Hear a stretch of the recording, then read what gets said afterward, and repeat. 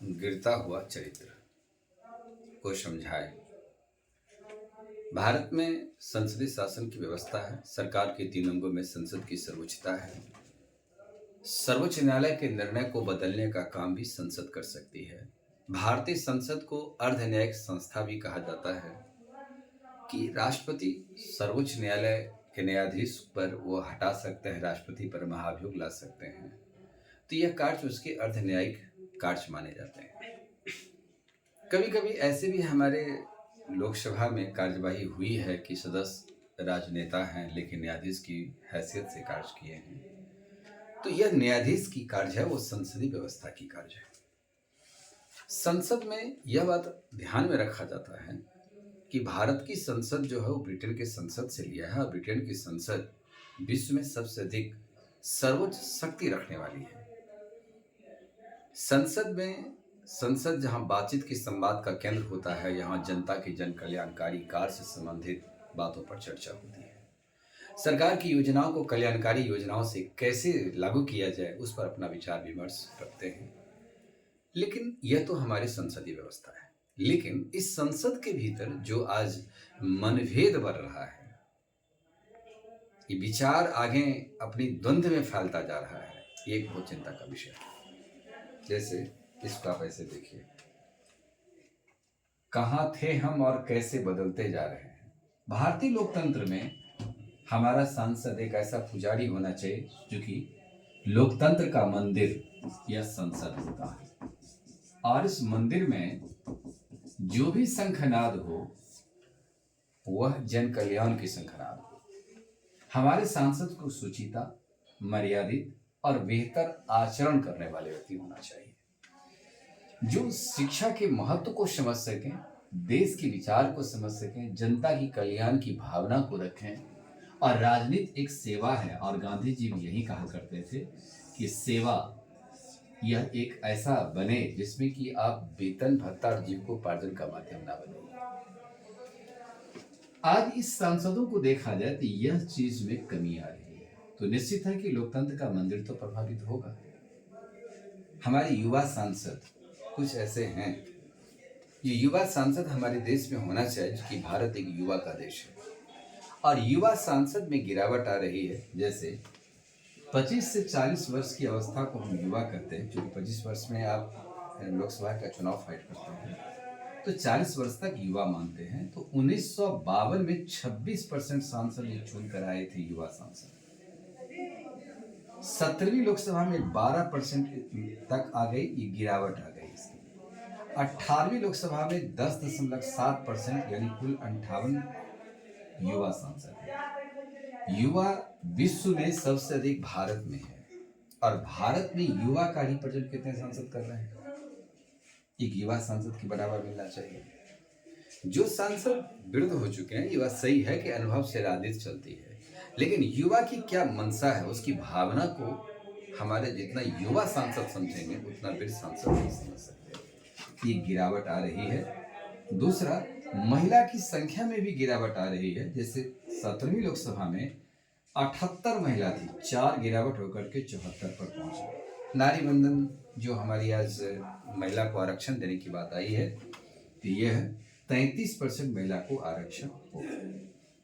लेकिन अभी वर्तमान का जो 18वीं लोकसभा में जो 74 महिला हैं, यदि हम ब्रिटेन से तुलना करते हैं, कनाडा से, अफ्रीका से, तो युवा संसद की संख्या, महिला संसद उस अनुपात में भारत में कम है।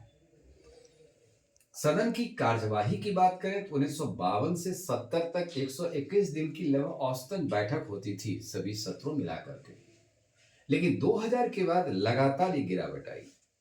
कारण 1989 में क्षेत्रवाद की राजनीति भारत में उभर कर आता है, और क्षेत्रवाद की राजनीति ने इस अवधि को कम कर दिया, और 68 दिन एक रेशियो के रूप में इसकी चर्चा के रूप में आ रहा है प्रतिवर्ष। बजट पर बहस में देखें तो 1952 से लेके अब तक में एक ऐसी इतिहास बनी कि 4 बार जो मंत्रालय बजट को पास किया था, आवंटन राशि दिया था, उसी को स्वीकार कर ली गई। बजट पर खुली बहस होनी चाहिए, क्योंकि ये देश के निर्माण की एक आधार व्यवस्था है जिस पर लोक विधेयक, धन विधेयक पारित हो सकता है। शिक्षा के क्षेत्र में देखें कि पहले जो हमारे लोकसभा आती थी उसमें शिक्षा में बहुत कम शिक्षित थे। स्नातक हमारे माने 58% भी स्नातक नहीं होते थे, लेकिन आज स्नातक की संख्या लगातार बढ़ रहे हैं। दूसरी तरफ करोड़पति की संख्या हमारा लगातार बढ़ रहा है। वर्तमान लोकसभा में 88% सांसद 2018 में आ रहे हैं। पेशा में पहले वकील क्षेत्र से, वकालत क्षेत्र से ज्यादा आते थे। 32% पहले लोकसभा में आ रहे थे, और अब उसकी संख्या गिर करके 4% पर ही गिरावट, 4% मात्र वर्तमान लोकसभा में है। पहली लोकसभा 8 लाख का रिप्रेजेंट करता था, अभी 25 लाख का रिप्रेजेंट कर रहा है। सामाजिक और राजनीतिक क्षेत्र के कार्यकर्ता मानने वाले की संख्या ज्यादा हो रहा है, 38%। और प्रतिनिधित्व देखा जाए तो 1952 में जहां 38 लाख का रिप्रेजेंट होता था, अब 2019 में 136 करोड़ की आबादी भारत पहुंच गई है। तो अब ये वर्तमान में ये 2024 में 142 करोड़ की आबादी के बीच में है। तो अब यहाँ पर सोचने की बात है कि यहाँ पर 25 लाख में लगभग औसतन एक सांसद निर्वाचित हो रहे हैं। तो सांसद अपने आप को बहुत प्रफुल्लित हो जाते हैं, जनहित की व्यवस्थाओं से जोड़कर अपने आप को बहस में हिस्सेदार नहीं बनते हैं। आगे आ जाता है कि समिति के पास जो रिपोर्ट जाती थी वो पहले होता था, क्योंकि समिति क्या है जरा इसको आप ऐसे देख लीजिए। संसद के भीतर एक समिति के बाद चर्चा करते पहले देख लिया, अविश्वास प्रस्ताव अब तक भारतीय संसद इतिहास में 28 बार आया है। इसमें से कुछ सरकार आसानी से गिर गई। ये गिरने से पहले देश की जनता को आखिर एक बोझ जो डाला गया, इससे पहले भी हमारे सांसदों की चिंतन करना चाहिए था कि यदि अगली सरकार यदि कोई बना नहीं पा रहे हैं तो विश्वास प्रस्ताव किस आधार से लेके जा रहे हैं। आज भारत के इस लोकतंत्र में समिति की बैठक महत्वपूर्ण होती है। समिति के गठन इसलिए संसद में किया जाता है, इसको लघु संसद कहा जाता है। किसी भी विषयों पर बेहतरीन विचार को व्यक्त करने के लिए यह संसद को लघु संसद की भूमिका में काम करता है। अब ये समिति कब आता है, जैसे कोई विधेयक जब सदन में लाया जाता है तो कहता है इसका प्रथम वाचन, फर्स्ट रीडिंग, इस वाचन विधेयक को इंट्रोडक्शन की जाती है और इस पर थोड़ी परिचयात्मक रूप देने के बाद इसे द्वितीय वाचन में भेज दिया जाता है। द्वितीय वाचन में जब विधेयक को जब कुछ गैर रुख सांसद अपनाते हैं तब इसको समिति स्तर के पास भेजता है, और समिति स्तर के बाद इसको प्रतिवेदन स्तर में रिपोर्ट देती है सदन को। ये प्रतिवेदन स्तर या गया, उसके बाद तृतीय वाचन आता है, और तृतीय वाचन के बाद तब यह दूसरी सदन में विधेयक चला जाता है। सदन में यह समिति की भूमिका है कि आप जो संसद में प्रस्ताव रखेंगे उसके मूल प्रावधानों पर चर्चा करके देश की जनहित से जुड़ा हुआ विधेयक कैसे होनी चाहिए इस पर विचार रखती है। आज इस समिति के पास विधेयक कम जा पाता है। 2000 के बाद भारत के राजनीतिक में ऐसी बदलाव आ गई जिसमें समिति के पास विधेयक जाना कम चाहते हैं और प्रधानमंत्री अपनी बहुमत से विधेयक को पारित कर देते हैं। या सदन में चर्चा नहीं होता है तो यही राष्ट्रपति प्रणब मुखर्जी और नरेंद्र मोदी के बीच में अध्यादेश के मुद्दा पर यह गंभीर प्रश्न खड़ा हो गया था, विवाद का मुद्दा लिया था। तो समिति के पास विधेयक जाना चाहिए। जब ये संसदीय प्रक्रिया है तो फिर क्यों नहीं जाएगी? इसमें बहुमत का दोहन नहीं होना चाहिए और दबाव नहीं बनना चाहिए। तो आज समिति के पास बैठक कम जाती है तो प्रतिपक्ष क्या करता है, उसको हल्ला हंगामा में गुजार देता है। एक दिन सदन की कार्यवाही चलने पर 2.5 लाख रुपया हमारा प्रति मिनट खर्च पड़ता है, और ये लोग इस प्रकार से हल्ला हंगामा करके देश के कितने पैसे को बर्बाद किए जा रहे हैं, यह एक चिंता का विषय है।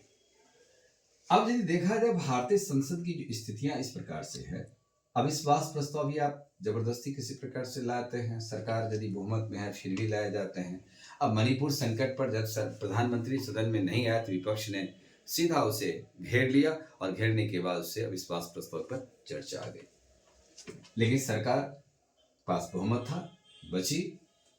अब संसद के भीतर देखा जाए कि संसद कुछ विधेयक को पारित किया और पारित करने के बाद इसे वापस लेना पड़ा। देश की ऐसी राजनीतिक परिस्थितियां कायम हो गई कि वापस लिया।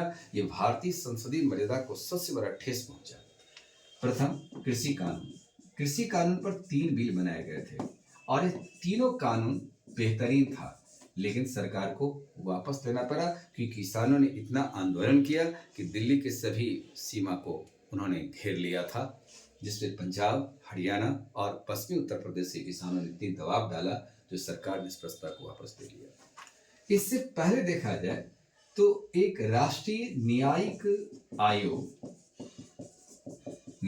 आयोग जो न्यायाधीश की नियुक्ति के संदर्भ में यह एक आयोग गठन करने की बात थी, इसे भारतीय संसद ने 99वां संविधान संशोधन के जरिए इसे पारित किया था और नरेंद्र मोदी की सरकार ने यह पारित किया 2015 में, विधेयक 2015। अब इस विधेयक को भी पास करने के बाद सुप्रीम कोर्ट ने जिस तरह का से अपने न्यायाधीशों की नियुक्ति के सवाल पर वह कॉलेजियम प्रणाली को उचित करार दिया, तो कॉलेजियम आज भी चल रहा है और यही कॉलेजियम के रिपोर्ट पर न्यायाधीश की नियुक्ति हाईकोर्ट और सुप्रीम कोर्ट के न्यायाधीश की नियुक्ति राष्ट्रपति करते हैं और 99वां संविधान संशोधन अभी फिलहाल प्रभावहीन हो गई। तो संसद द्वारा बनाई गई व्यवस्था के आधार पर जब इस कानून का यदि आप हस्तक्षेप करते हैं, संसद को हटाना पड़ता है, जिस संसद ने बहुमत से पास किया फिर उसको हटाना पड़ा, इसके पीछे ये देखा जाए तो कहीं न कहीं समिति के पास विधेयक नहीं गया। सरकार अपने आप को वन साइडेड होकर के सारा फैसला अपने आप पर ले रही थी, सारा श्रेय लेना चाह रही थी, अन्य दल को नहीं मिला। तो अभी वर्तमान के राजनीतिक दल जो भी हैं, शपथ लेने के टाइम में अपने दल के नेता का नाम लेते हैं। शपथ लेने के टाइम में देश में जब संविधान सर्वोच्च है तो किसी दल विशेष के नेता का नाम लेकर के शपथ पत्र की गरिमा को भी रक्षा नहीं हुई है, जो 18वीं लोकसभा में सबसे अधिक मात्रा में देखा गया था कि इस प्रकार का नाम लिए गए। यह हस्तक्षेप स्पीकर को भी करना चाहिए। ये मर्यादा की हानि यहीं से देख रहे हैं कि चरित्र पर हानि पड़ रहा है। आपराधिक छवि के व्यक्ति लगातार बढ़ रहे हैं, तो जनता को इसमें सुधार करना चाहिए कि जनता एक योग्य और कर्मठ प्रत्याशी को चयन करके भेजें ताकि संसद के मंदिर का सही पुजारी हो जो जनता की सेवा की भाव से विधेयक को पारित करे। यदि यह सारी व्यवस्था में सुधार होती है तो भारत में संविधान के अनुसार यह संसदीय व्यवस्था भी कायम हो सकती है।